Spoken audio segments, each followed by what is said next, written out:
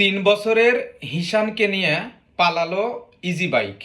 আপনারা ইজি বাইকে যারা চলাফেরা করেন তাদের উদ্দেশ্য আমার এই ভিডিও, সচেতনমূলক ভিডিও। আপনারা ভিডিও যথেষ্ট পরিমাণে শেয়ার করে দেবেন।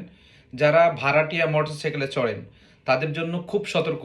সেটা হচ্ছে, আজকে হিশানকে এক ইজি বাইক নিয়ে পালায় চলে গেছে, তার মানে তাকে কিডন্যাপিং করা হয়েছে।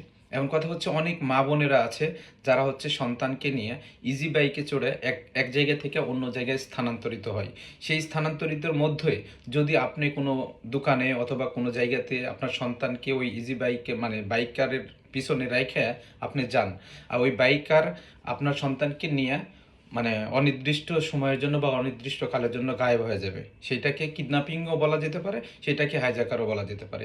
এখন আপনাদের কথা হচ্ছে যে আপনারা কিভাবে সাবধানতা অবলম্বন করবেন।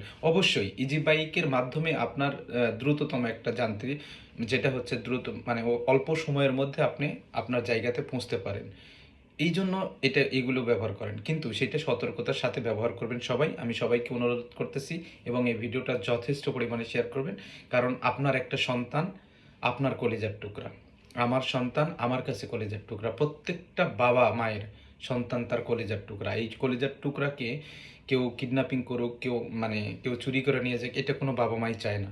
সো এর জন্য সতর্ক থাকবেন সবাই, এবং এইটা ভিডিওটা যথেষ্ট পরিমাণে শেয়ার করে দেবেন সবাই কাছে প্লিজ। এই ধরনের কোনো সন্তান যেন কিডন্যাপিং না হয় বা হারায় না যায়। প্লিজ সবাই ভিডিওটা শেয়ার করবেন।